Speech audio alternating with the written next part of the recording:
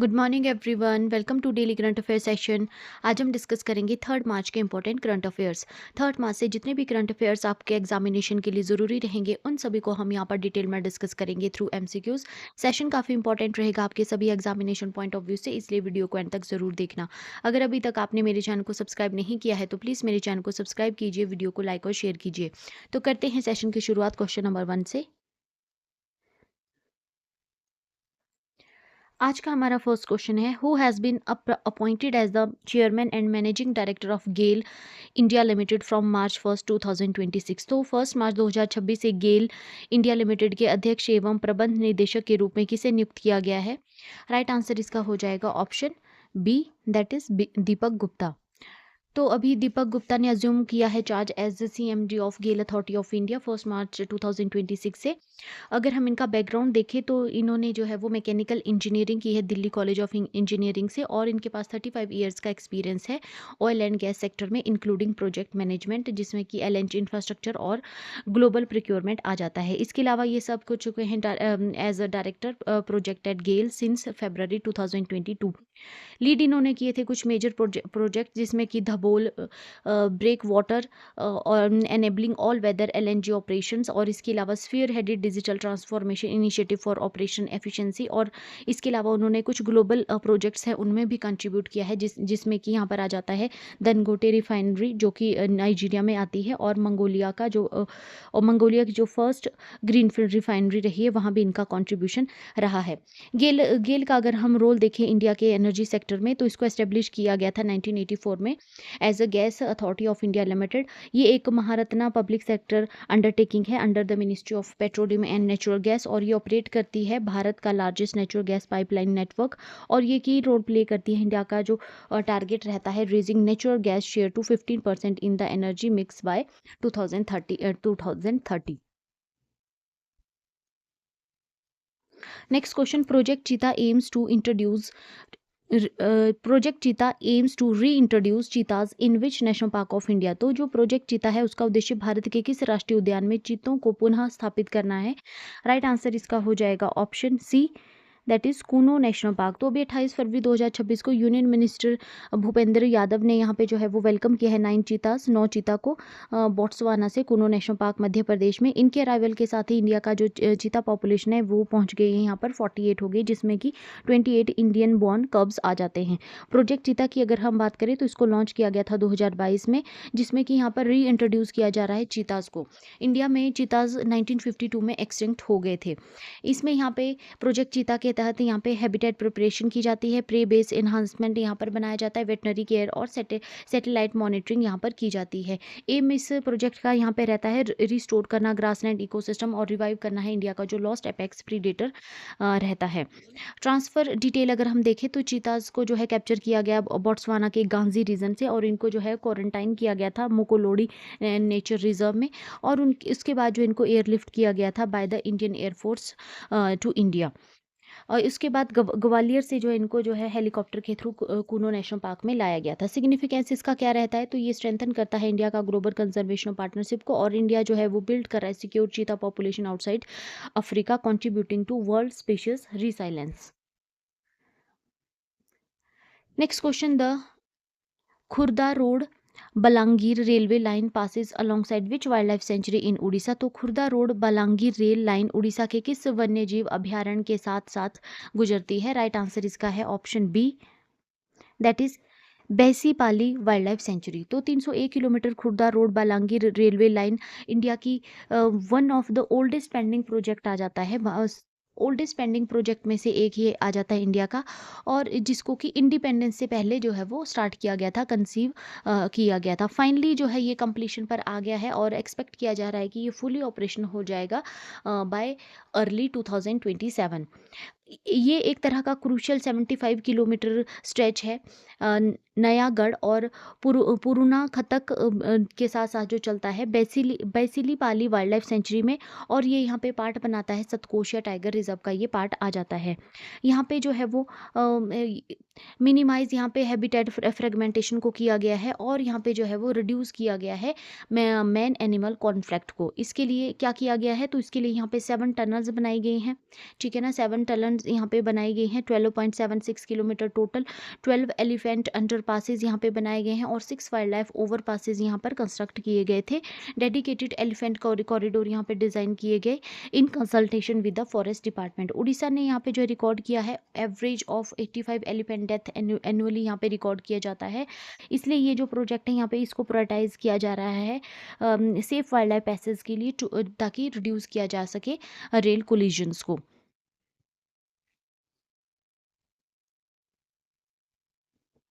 Next question, India's gross GST collection for February 2026 was. तो अभी फरवरी 2026 में भारत का सकल जीएसटी संग्रह कितना था? तो राइट आंसर इसका हो जाएगा option B, that is rupees 1.83 lakh crore. तो ग्रॉस जीएसटी रेवेन्यू फरवरी का रहेगा rupees 1.83 lakh crore, marking an 8.1% year on year growth. Net GST revenue after refund यहाँ पे रहेगा 1.61 लाख करोड़। रिफंड यहाँ पे अगर देखें हम तो rupees 22,595 crore, up to 10.2% year on year growth, जो कि यहाँ पे इंडिकेट करता है strong export activity and better compliance. Financial year 2026 का अगर हम क्यूमुलेटिव रेवेन्यू देखें अप्रैल टू फरवरी तो 20.27 लाख करोड़ यहाँ पे रहेगा, जो कि रिफ्लेक्ट करता है 8.3% year on year growth. Next question, under Gujarat STI policy 2026-2031 what is the size of dedicated innovation fund announced by the state government. तो गुजरात की विज्ञान प्रौद्योगिकी और नवाचार नीति 2026 से लेकर 31 तक के अंतर्गत राज्य सरकार द्वारा घोषित समर्पित नवाचार कोष का आकार कितना है? राइट आंसर इसका हो जाएगा option B, that is 1000 crore. तो अभी गुजरात गवर्नमेंट ने अनवील किया साइंस टेक्नोलॉजी और innovation policy 2026 to 31 in Gandhinagar. इसको लीड किया गया चीफ मिनिस्टर भूपेंद्र पटेल के द्वारा। इनोवेशन फंड अगर हम देखें तो इसमें 1000 करोड़ रुपए का इनोवेशन फंड जो है वो डेडिकेटेड इनोवेशन फंड यहाँ पे अनाउंस किया गया, जो कि एक्सीलरेट करेगा इंडिजिनस टेक्नोलॉजी डेवलपमेंट, और इसके द्वारा यहाँ पे सपोर्ट किया जाएगा startup research and development labs और हाई इम्पैक्ट प्रोजेक्ट्स। की टारगेट इसमें रखा गया है क्रिएट किए जाएंगे 1 lakh skilled research professional by 2031 और अचीव किया जाएगा 1000 IP filing annually including at least 500 patents पर ईयर। इसके अलावा यहाँ पे एस्टेब्लिशमेंट किया जाएगा 200 प्लस आईपी फैसिलिटेशन सेंटर्स।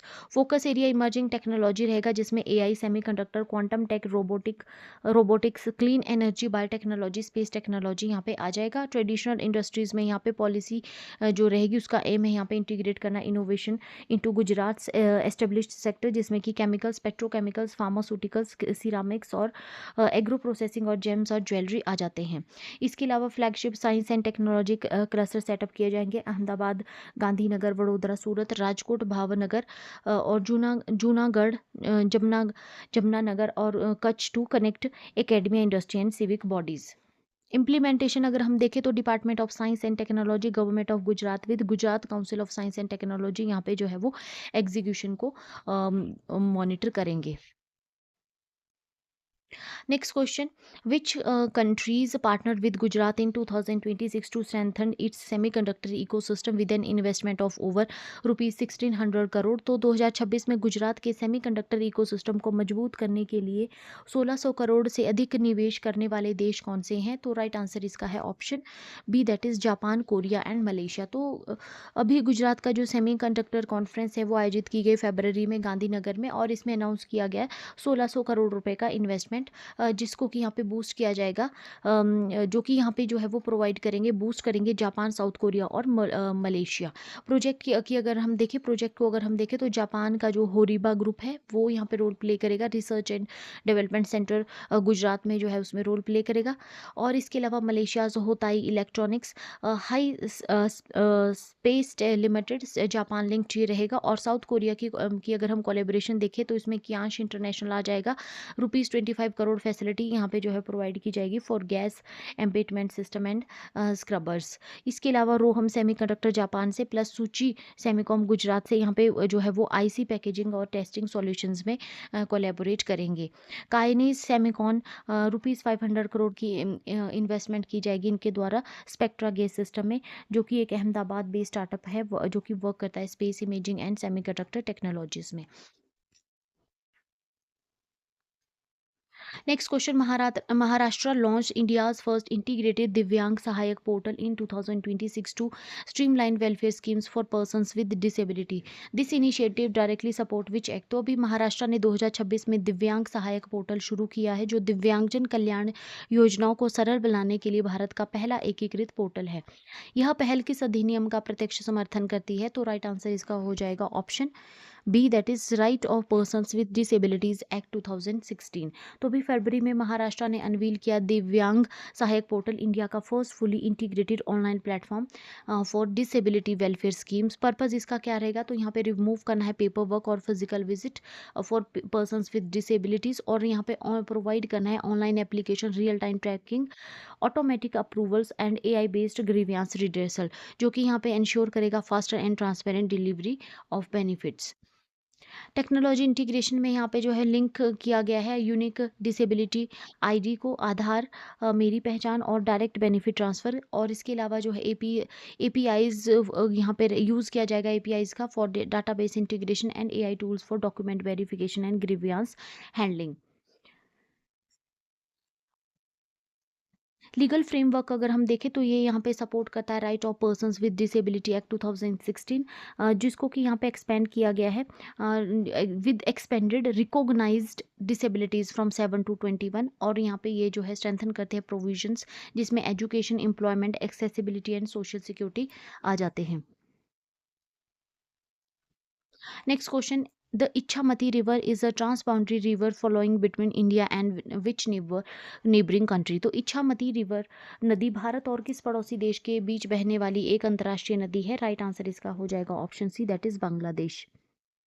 तो अभी 23 फरवरी को वेस्ट बंगाल गवर्नमेंट ने एक एमओयू साइन किया है जर्मन डेवलपमेंट एजेंसी GIZ गिज और state mission for clean Ganga के साथ, जो कि यहाँ पे प्रिपेयर करेंगे basin based master plan for Ichamati and Jalangi river. ये जो इनिशिएटिव है ये पार्ट रहेगा स्टेट की नोदी बंधन प्रोग्राम का, वेस्ट बंगाल का जो नोदी बंधन प्रोग्राम है उसका ये पार्ट रहेगा, जिसको कि 2025-26 बजट में अनाउंस किया गया था with an allocation of ₹200 crore.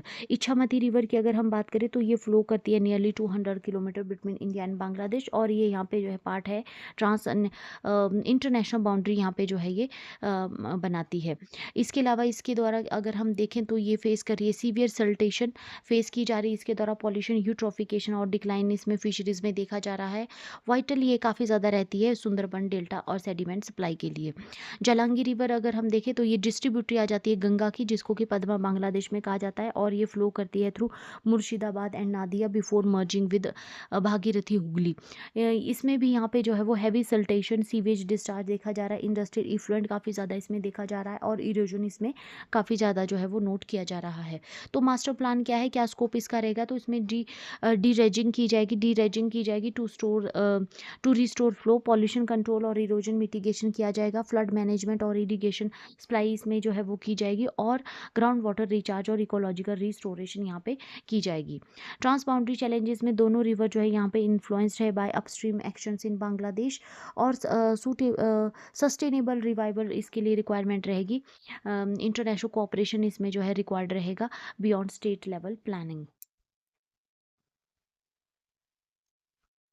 Next question, the Amondawa tribe primarily lives in which region? तो आमो दावा जनजाति मुख्य रूप से किस क्षेत्र में निवास करती है? राइट आंसर इसका हो जाएगा option B, that is Amazon rain forest. तो आमन दावा ट्राइब जो कि एक इंडिजिनस कम्युनिटी है जो कि अमेजोन रेन फॉरेस्ट ब्राज़ील में जो है वो रहती है।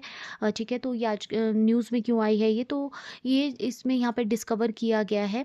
अगर हम देखें तो इसमें एक यूनिक फीचर यहाँ पे रिपोर्ट किया गया है कि इस ट्राइब के द्वारा कोई भी वर्ड यहाँ पे यूज़ नहीं किया जाता टाइम के लिए। ठीक है, तो टाइम, मंथ्स और ईयर्स को जो है वो नोट करने के लिए यहाँ पे कोई भी वर्ड यूज़ नहीं किया जाता।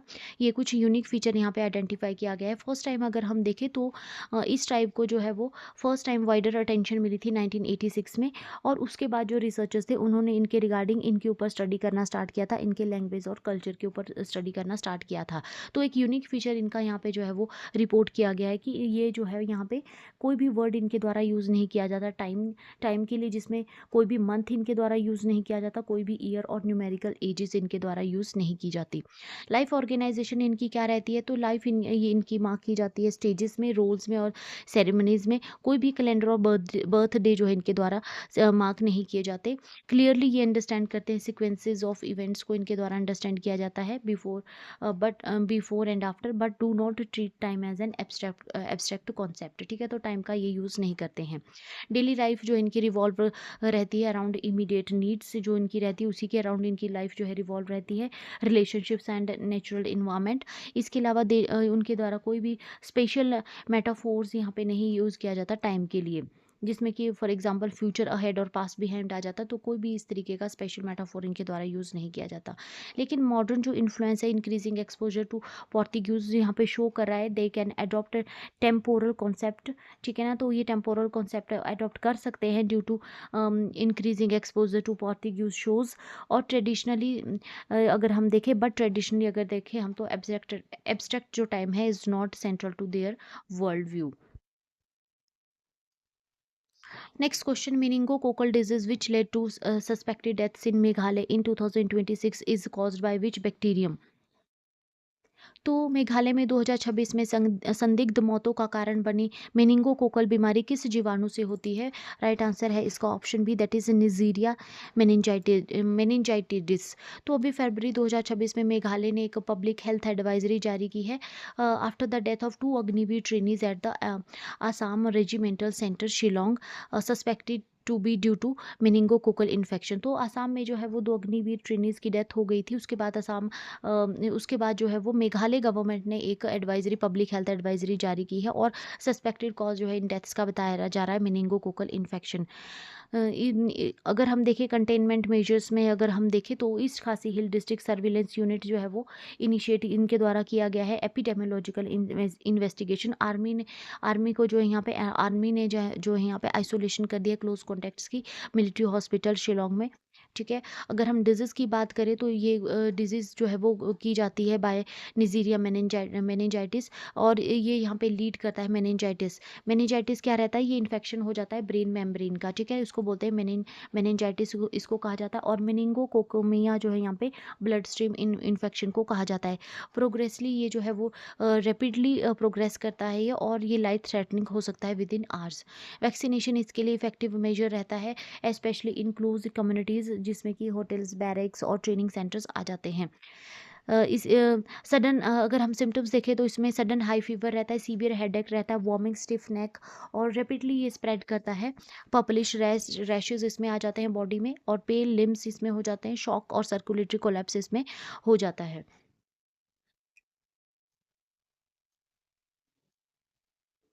Next question, Catherine O'Hara won a posthumous SAG AFTRA actor award in 2026 for her performance in which comedy series. तो कैथरीन ओहारा ने 2026 में किस कॉमेडी सीरीज में अपने प्रदर्शन के लिए मरणोपरांत AFTRA आफ्ट्रा अभिनेता पुरस्कार जीता है? राइट आंसर इसका हो जाएगा option C, that is the studio.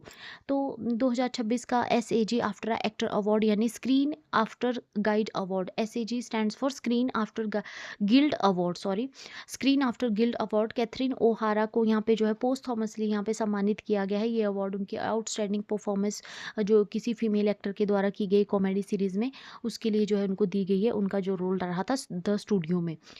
उन्होंने यहाँ पे पोर्ट्रे किया था रोल पैटी लेग का इन एप्पल्स टीवीज द स्टूडियो।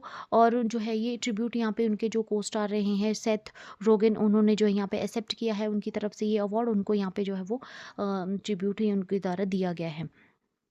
इसके अलावा अगर हम बात करें तो उन्होंने जो है यहाँ पे इसके स्ट्रॉन्ग नॉमिनी जो इसमें देखे तो यहाँ पे रहे थे कैथरीन हैन, जेना ओर्टेगा, जियन स्मार्ट और क्रिस्टीन वेग, जो है यहाँ पे स्ट्रॉन्ग नॉमिनी उनके साथ रहे थे। काफ़ी ज़्यादा कंपटीशन यहाँ पे रहा था। लीगेसी अगर हम देखें तो कैथरीन ओहारा प्रीवियसली जीत चुकी हैं SAG award in 2021 for Schitt's Creek outstanding female actor and ensemble in a comedy series. उनकी जो है अभी जनवरी 2026 में 71 साल की एज में डेथ हो गई थी। Next question, the Football for School initiative in India is being implemented in collaboration with which international sports body? तो भारत में फुटबॉल फॉर स्कूल्स पहल किस अंतर्राष्ट्रीय खेल संगठन के सहयोग से लागू किया जा रहा है? राइट आंसर हो जाएगा इसका option B, that is federation international de football association. ठीक है, तो federation of international football association. 2 March 2026 को union minister of state for education and development of north eastern region doctor Sukanta Majumdar ने प्रिजाइड किया football distribution programme PM Shri Kendriya Vidyalaya Dakshin Dinajpur west Bengal में under the football for school initiative. ये जो programme है jointly implement किया जा रहा है ministry of education India and all India football federation and FIFA के द्वारा। यहाँ पे जो है अगर हम देखें डिस्ट्रीब्यूशन का तो वेस्ट बंगाल में अप्रॉक्सीमेट 87,000 फुटबॉल जो है वो डिस्ट्रीब्यूट की गई अक्रॉस 250 स्कूल्स इन दक्षिण दिनाजपुर अलोन। नेशन वाइड अगर हम देखें तो approximate 9.80 lakh FIFA football distributed की गई across 1.5 lakh schools in 33 states and UTs. Nodal institution यहाँ पे नवोदय विद्यालय समिति और केंद्रीय विद्यालय संगठन यहाँ पे रहेंगे। क्या फोकस यहाँ पे फोकस एरिया रहेगा तो यहाँ पे कवर किया जाएगा पीएम श्री स्कूल, कस्तूरबा गांधी बालिका विद्यालय और Eklavya model residential school. Special emphasis यहाँ पे गर्ल्स, रूरल स्टूडेंट्स और एस्पिरेशन डिस्ट्रिक्ट के ऊपर रखा गया है। और कैपेसिटी बिल्डिंग में यहाँ पे स्ट्रक्चर ट्रेनिंग प्रोग्राम यहाँ पे किए जाएंगे फिजिकल एजुकेशन टीचर्स के लिए to integrate football into school activities. Object क्या है इस प्रोग्राम का तो यहाँ पे फॉस्टर करना है टीम वर्क, डिसिप्लिन और फिजिकल फिटनेस जो कि स्ट्रेंथ करेगा इंडिया का जो ग्रास रूट स्पोर्टिंग कल्चर है उसको स्ट्रेंथन इसके द्वारा किया जाएगा। Next question, the recently discovered 12th century stone pillar in Wardha district of Maharashtra is associated with which dynasties architectural style. तो अभी महाराष्ट्र के वर्धा जिले में हाल ही में खोजे गए 12वीं शताब्दी के पत्थर के स्तंभ का संबंध किस वंश की सत्यापस्थ शैली से है? तो राइट आंसर है इसका ऑप्शन सी, दैट इज सियोना यादवा डायनेस्टी।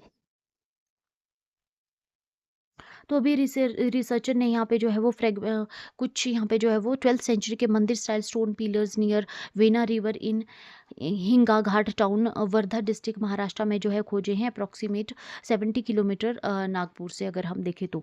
यहाँ पे जो है वो पिलर जो है लिंक किए जा रहे हैं सियूना यादवा डायनेस्टी से जो कि 12th और 13th सेंचुरी के दौरान यहाँ पे देखी जाती थी और ये अपने हिमादपांतिक आर्किटेक्चर स्टाइल के लिए जाने जाते हैं। हिमादपांती स्टाइल क्या रहता है तो इसमें यूज़ किया जाता है लार्ज बसाल्ट स्टोन ब्लॉक्स का, उनको फिट किया जाता है without lime motor relying on precision interlocking.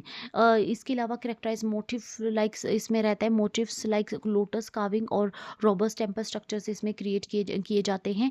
और इसको जो है वो मेडिवल टेम्पल्स महाराष्ट्र और विदर्भा में जो थे उसमें इनको इस स्टाइल को देखा गया है। हिस्टोरिकल कंटेक्स्ट से अगर हम देखें तो विदर्भा जो है फ्लरिश करता था, फ्लरिश्ड कल्चरली और कमर्शली जो है वो यादवा रूल के दौरान काफ़ी ज़्यादा फ्लरिश हुआ था जिसमें कि सेटलमेंट और टेम्पल्स देखे जाते हैं अलोंग द वेना रिवर। ये पिलर जो है वो यहाँ बिलोंग करते हैं यहाँ पे जो है सभा मंडप असेंबली हॉल जो रहता है और जो है वो गर्भगृह indicating a substantial temple complex. इसके अलावा अगर हम बात करें तो आर्कियोलॉजिकल सर्वे ऑफ इंडिया जो है यहाँ पे अब प्रोटेक्ट करेगा फ्रेगमेंट्स और यहाँ पे जो है सजेस्ट किया जा रहा है local museum for preservation and tourism. Next question, Varanasi set a Guinness World Record in March 2026 by planting over 2.5 lakh sapling within 1 hour using which plantation method?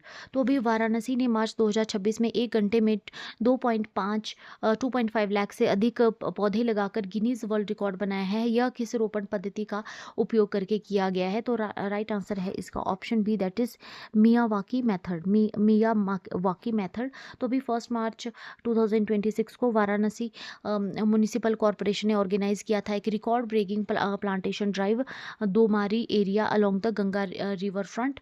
यहाँ पे जो है अचीवमेंट जो है वो गेन की गई है। 2.5 लाख सैपलिंग्स यहाँ पे प्लांट किए गए हैं विद इन 60 मिनट्स। इसके द्वारा जो यहाँ पे सरपास किया गया है चाइना का जो प्रीवियस रिकॉर्ड रहा था 1.5 लाख सैपलिंग का इन 1 आवर। ऑफिशियली इसको रिकॉग्नाइज किया गया था बाय गिनीज वर्ल्ड रिकॉर्ड। इसमें अगर हम मेथड देखें तो इसमें मियावाकी प्लांटेशन मेथड इसमें यूज़ किया गया है, जो कि जिसमें कि यहाँ पे रहता है डेंस प्लांटेशन यहाँ पे की जाती है नेटिव स्पीशीज़ की, जो कि एक्सेलरेट करते हैं forest growth and biodiversity. Project की अगर हम बात करें तो प्रोजेक्ट का नाम यहाँ पे आ जाता है Namo 1, spanning nearly 350 bighas of land. Plant to plant approximate 3 lakh trees यहाँ पे जो है वो रहेंगे in total. 2.5 lakh Miyawaki sapling यहाँ पे रहेगी, 10,000 टिम्बर ट्रीज़ यहाँ पे रहेंगे और 40,000 यहाँ पे फ्रूट बियरिंग ट्रीज़ रहेंगे। सिग्निफिकेंस इसका क्या रहेगा यहाँ पे, तो ये इंप्रूव करेगा एयर क्वालिटी और स्ट्रेंथ करेगा गंगा रिवर बैंक को, और अर्बन बायोडाइवर्सिटी को यहाँ पे सपोर्ट प्रोवाइड किया जाएगा, और क्लाइमेट रिसाइलेंस को भी सपोर्ट प्रोवाइड किया जाएगा।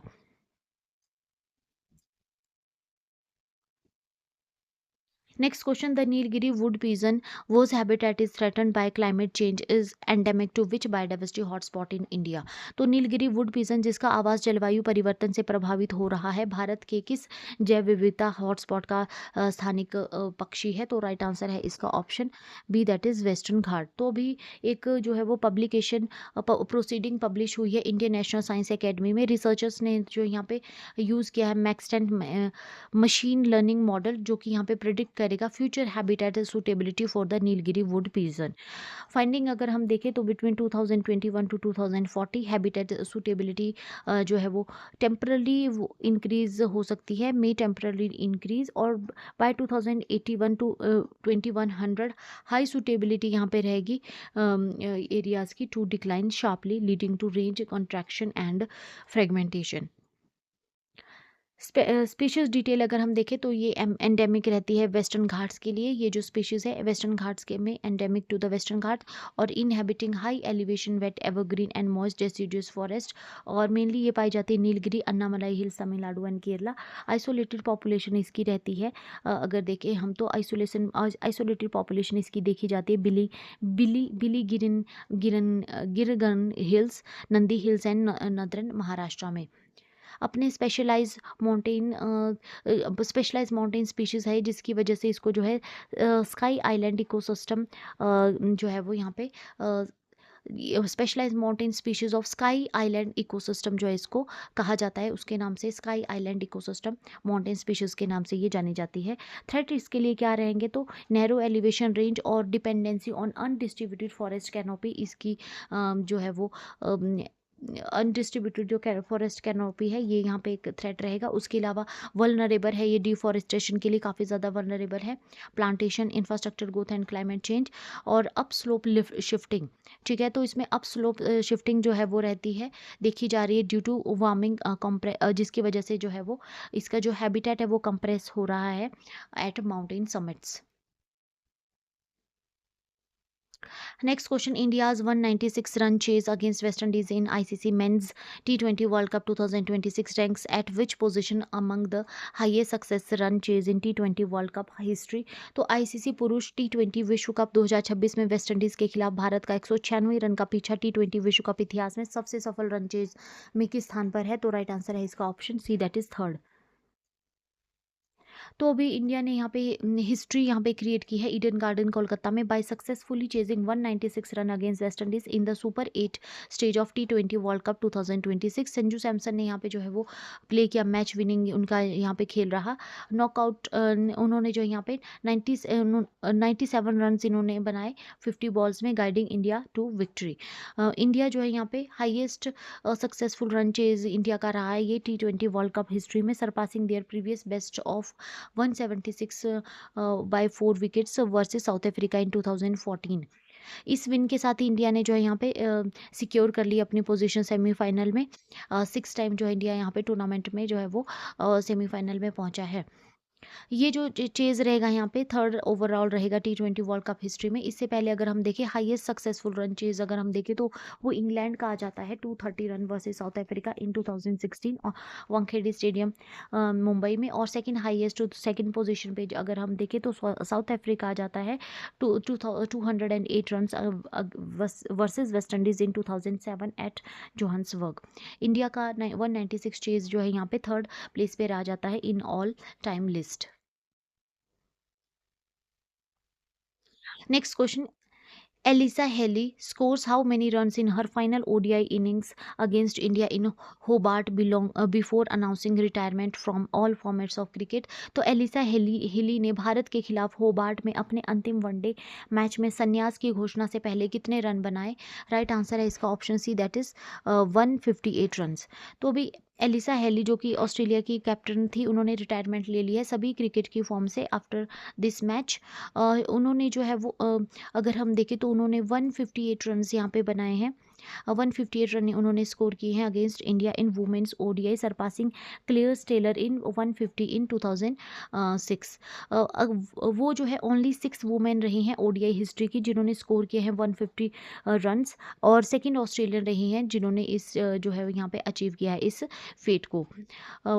हेली ने यहाँ पे फिनिश किया अपना ओडीआई करियर विद 126 मैचेस, जिसमें कि उनके द्वारा 3777 रन्स बनाए गए, 8 centuries, 1950s and a strike rate of 100.67 runs.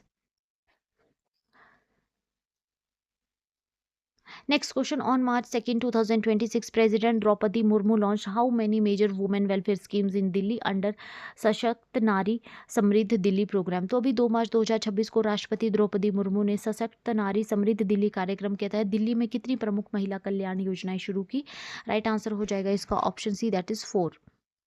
तो अभी 2 मार्च को प्रेसिडेंट द्रौपदी मुर्मू ने लॉन्च की 4 women centric welfare scheme of the Delhi government at the Sashakt Nari Samriddhi Delhi programme in New Delhi. ये जो स्कीम्स है इनका एम है यहाँ पे स्ट्रेंथन करना women safety, mobility and financial support.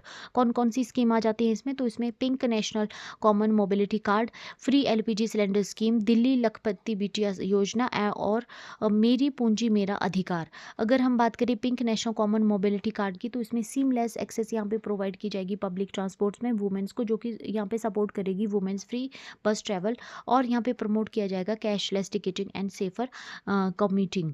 Free LPG cylinder scheme के तहत 2 free LPG cylinder annually provide किए जाएंगे राशन कार्ड होल्डर्स को, जो कि दिवाली और होली के टाइम जो है वो डिस्ट्रीब्यूट किए जाएंगे।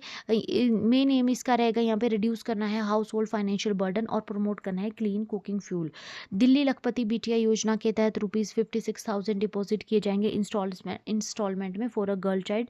अमाउंट जो है यहाँ पे ग्रो करेगा over ₹1 lakh by age 21 with interest. Eligibility क्या है? तो फैमिली इनकम रहनी चाहिए इसके लिए ₹1.2 लाख, ठीक है ना, यहाँ तक फैमिली इनकम रहनी चाहिए, दिल्ली रेजिडेंस वो रहने होने चाहिए, और गर्ल चाइल्ड जो है वो दिल्ली में ही बॉर्न हुई होनी चाहिए। प्रमोट किया जाएगा इसके थ्रू यहाँ पे एजुकेशन को और फाइनेंशियल एम्पावरमेंट ऑफ डॉटर्स। मेरी पूंजी मेरा अधिकार स्कीम अगर हम देखें तो इसमें फोकस किया गया है clearing pending financial dues, ensure की जाएगी transparency and accountability in government financial commitments. Next question, the newly discovered subterranean fish Gichak Nakana in Assam belongs to which type of habitat? तो आसाम में खोजी गई नई भूमिगत मछली गिचक नकाना किस प्रकार के आवास से संबंधित है?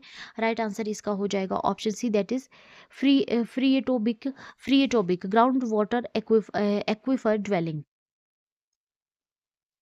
तो अभी एक नया जीनस और स्पीशीज सबटेरियन फिश यहाँ पे जो है वो डिस्कवर की गई है, जिसका नेम है गिचक नकाना। इसको डिस्कवर किया गया है dug out wells western Assam में near Shillong plateau. First aquifer dwelling ये रहेगी फ्रीएटोबिटिक फिश रिकॉर्ड ये रहेगा फ्रॉम नॉर्थ ईस्ट इंडिया। ये जो डिस्कवरी इसको पब्लिश किया गया है Scientific Reports Nature portfolio in June 2025। Research जो थी इसको लीड किया जा रहा था by Raf Brits with collaboration from Vimarthi K. Marak, Assam Don Bosco University and other scientists। कि अगर फिश अगर हम इसके कुछ फीचर्स देखें, ट्रेट्स देखें, तो ये ब्लाइंडनेस इसकी रहती है, loss of eyes, loss of pigmentation, absence of skull roof, brain covered only by skin. Globally over 300 subterranean fish species जो है वो देखी गई हैं, but most are cave dwelling.